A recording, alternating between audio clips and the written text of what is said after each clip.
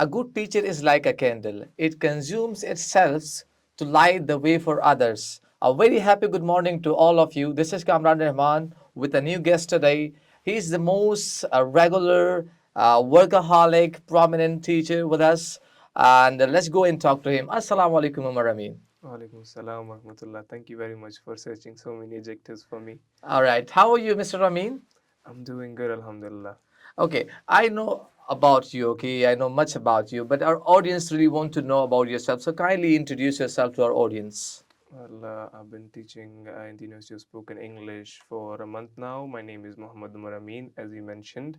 I would not like to mention my age, but a qualification of mine, mostly students ask about it. So I am right now doing my BS in political science, and hopefully, inshallah, taking admission in MPhil next year. So All that's all. right. Can you please tell us about your background and how did you become the online teacher? Well, it was all your blessings, sir. I was appointed as a physical classes teacher, but then you gave me the opportunity to teach classes online, and that is how I became an online teacher. Okay, how is it like teaching online to the students? How is it like, if you compare it with physical classes? Teaching online is, for me, I would say it utilizes lesser energy, physical energy, I would say. It makes me more tired mentally because at the end of these three classes, I have three online classes. Once I'm done with them, I have a severe headache. While when I'm done with the physical classes, I have a body pain, but I don't have a headache. So I guess that is the only difference that in an online class you are using more of your brain trying to utilize and convey your message. Mhm. While in the physical class it is easy to physically show yourself. Your message can be conveyed like in a physical class we are standing, we're moving our body.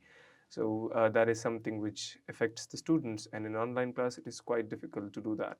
Okay, if you talk about the activities, if you talk about the physical or traditional classes, there might be a different activities that you guys perform. But what other activities that you perform while being an online teacher?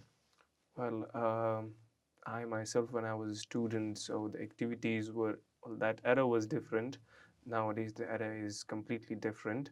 At that time, when we were students, we only had these debate competitions and presentation competitions or speech competition.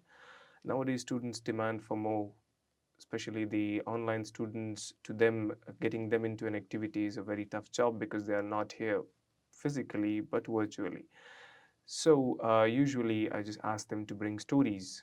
I ask them to write stories and then narrate them in front of the class, or to collect information, present it in front of the class.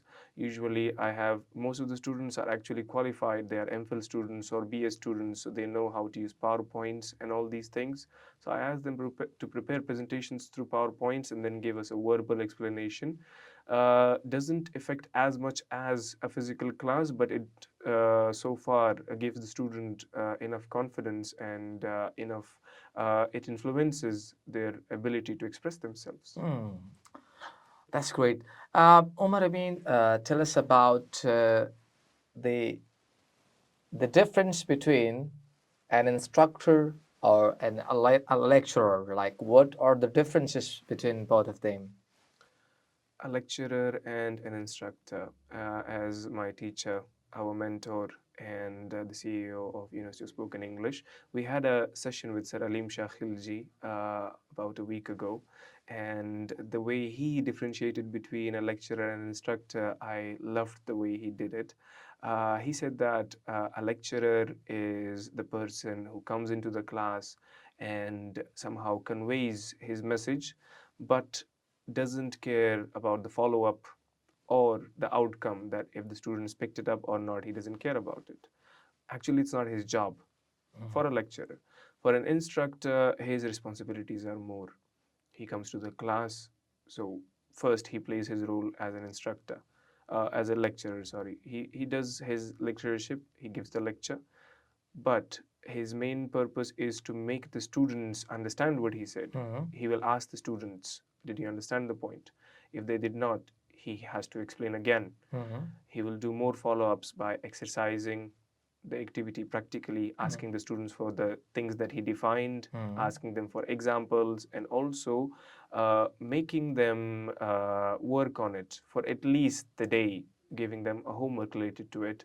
Uh, for example, if I have taught a tense, so being an instructor, I'll ask them to make sentences in the class, and also I'll give them a homework so that their brain is busy thinking about the same tense throughout the day. So the next day when they come, so far they are prepared and they have learned the tense successfully. Okay, Umar, can you please walk us through your lesson planning and how do you incorporate with the technology and multimedia with your lesson plan? How do you do that? Hmm. Well, lesson planning for me is a tough job because it requires a lot of study and you have to go through a lot of knowledge because of there are 30 students sitting in front of you and they can ask any type of question. 30 students for an average, let's say five questions per student, so that is 150 questions in the class. You don't know which question is going to come and what can you encounter in the class. So my lesson planning actually involves mostly, alhamdulillah, because of the experience, we know what to answer, but still we prepare. What I personally do is I study whatever is given in the units from every aspect. And speaking of the technology, I'm sort of old-fashioned.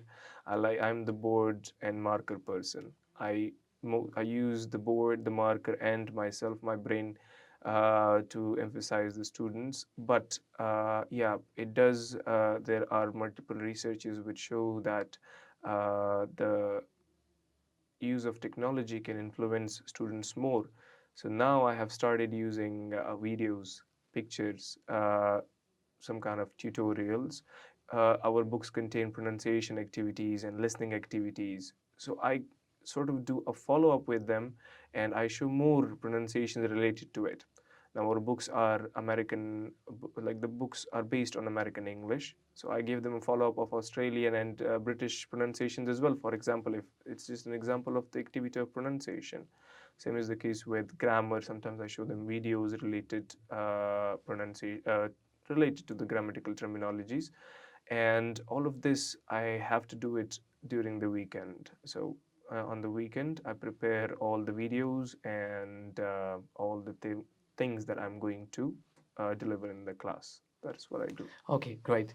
Umar, our audience want to know that how do the spoken university teachers go to their class and how do they attend their class? Like, how is the typical class for you? How do you start your class on Mondays? On a typical Monday, um, my mind is ready for 9 hours, consecutive 9 hours of classes. So, a typical day for a teacher is that he has to have equal energy in all the classes. This is something that is made mandatory. Sir Alim Shah always says that in a class you should not be gloomy or tired because the student, he needs your energy, he needs your attention, he needs your time. So when we go to a class, the first thing that we do is an optimistic approach towards the class, a happy approach, an energetic approach towards the class. All the teachers have this thing in common. If you go to a 2 o'clock class, a 3:30 class, or a 5 o'clock class, all the teachers have this thing in common. In the first 30 minutes, they will do their best to give the students their complete energy. On And Mondays, right? on Mondays, actually, every day is a Monday for us till Exactly. Friday. Yeah, right. So we exercise the same energy every day. It's an energetic day, energetic start for every teacher. That is how normally it is. And throughout the class, they have to be energetic. They are energetic. That is how they are. Okay. I mean to ask you that how do you utilize 90 minutes every day? Like, what do you do in those like 90 minutes? 90 minutes. The first 30 minutes Can you are. just please give me a brief intro about that? You know, that how do you go about your class on Mondays or on a typical day? It is very difficult to put it in brief words, but I would say, Maybe short of time, and that's why. I would say that 90 minutes, first 30 minutes asking them what did they do yesterday. Next 30 minutes to the book and grammar. a little bit more, it can take 10-15 minutes extra. Let's make it extended to 50 minutes. So, and the final 10-15 minutes, getting feedback from the students. What did they learn in the class? That's so far how I Okay, can you utilize tell it. us more about the books that you're studying here, that you're teaching here? The Mm, books. the How is it books like? the books are actually amazing. Mm, The course contains information and sort of slangs and expressions which are used in practical English. mm, The grammatical touches with the practical English, and mm, then the exercises are brilliant. mm, The way the course has been divided, and there are multiple conversations, speaking, and listening activities. I really appreciate the writers of the book. mm. Okay, and how do you motivate yourself, or how do you engage your knowledge? Like being a teacher, you go to like Mhm. being in touch with the technology and with the multimedia. How do you do that? How do I encourage myself? Is this is something very difficult. First of all, encouraging your own self and giving your own self the hope that, yeah, you can do this. But I would like to say that teaching for me is a passion. And when a person is passionate about something, then you don't need to give them any sort of energy or what did you say? How do you? Using multimedia, Mhm, to get your knowledge updated. mhm, mhm. All right. So, how do you evaluate the students' assessment and their learning and their progress? How do you do that? Like, How to evaluate students? For me, it is I actually observe students in. I have a very critical approach towards that because that is what my job is. I have to observe the student. Wherever their weakness is, I have to rectify it and make the student overcome their mistakes.